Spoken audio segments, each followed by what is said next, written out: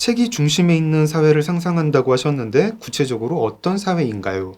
저는요, 요즘 사회가 점점 읽고 쓰는 일에서 멀어지는 사회 같아요. 의사소통을 나눌 때 그 매체가 어떻게 됐는지 생각을 해보면요. 예전에 이제 한 몇십 년 전만 해도 뭐 신문이라든가 인쇄 매체가 있었다면 이제 점점 빠르고 짧은 매체들로 가는 것 같아요. 그리고 이제 뭐 메신저, 또 SNS 이런 것들은 글자로 쓰여 있긴 하지만 사실은 말하고 듣기에 가깝다고 생각을 합니다. 말하고 듣기에 적합한 말하고 듣기에 가까운 매체들을 가지고 사회가 이제 어떤 의사소통을 하게 되면 점점 즉흥적이고 임시 변통 그리고 굉장히 감성 위주로 가는 사회가 된다고 생각을 해요. 제가 생각하는 책이 중심이 되는 사회는 정보를 담는 매체가 책이 됐으면 좋겠다 하는 건데요.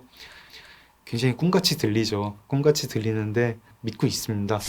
책과 함께 사는 삶 중에 혹시 소설가가 아니라면 원하는 책만 파는 서점 주인 같은 자신의 다른 모습을 상상해 본 적은 있으신가요? 소설 안 쓸 것 같으면은 그냥 아예 글자하고 멀어져서 손으로 하는 일을 좀 하고 싶어요. 목수 같은 거를 좀 하고 싶고, 만약에 제가 다시 태어나는데 좀 운동신경이 좋게 태어난다. 연극 배우나 무슨 무용 배우 같은 그런 일을 하고 싶은 생각도 좀 듭니다. 책하고 관련 있는 일을 하는데 소설가가 아닌 삶을 산다면요. 책 축제 기획자가 돼보고 싶습니다. 제가 사실 책 축제에 대해서도 에세이 책 이게 뭐라고 해서 좀 쓴 게 있거든요. 글로 쓰면서 상상을 하면서 굉장히 즐거웠는데요. 그거는 책을 한번 읽어주시면서 확인해 주시면 감사하겠습니다.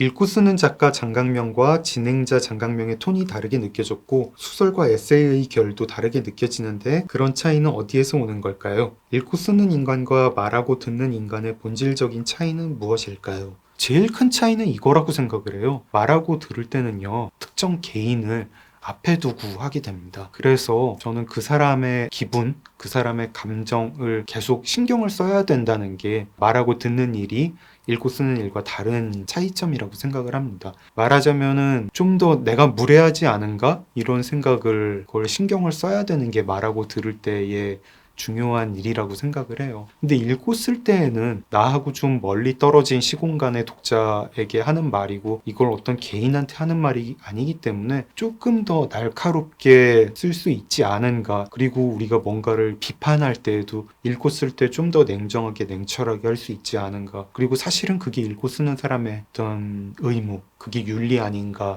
싶기도 했고 글을 쓰면 쓸수록 동시대 독자가 아닌 미래의 평가 쪽으로 마음이 기운다. 작가님께서 생각하시는 롤모델이 있다면 어떤 작가 혹은 작품일지 궁금해요. 한 분만 꼽으면은 조지 오웰입니다. 저널리스트 출신 소설가고 굉장히 용감한 글을 썼고 다양하게 썼고 또 쉬운 문장, 쉬운 언어로 썼죠. 그런 점들 저하고 좀 닮은 점도 있고 제가 닮아가고 싶은 점들도 있는데요. 오웰의 책 중에서도 1984, 카탈로니아 찬가, 파리와 런던의 밑바닥 생활 이런 책들 같은 책 남겨보고 싶습니다.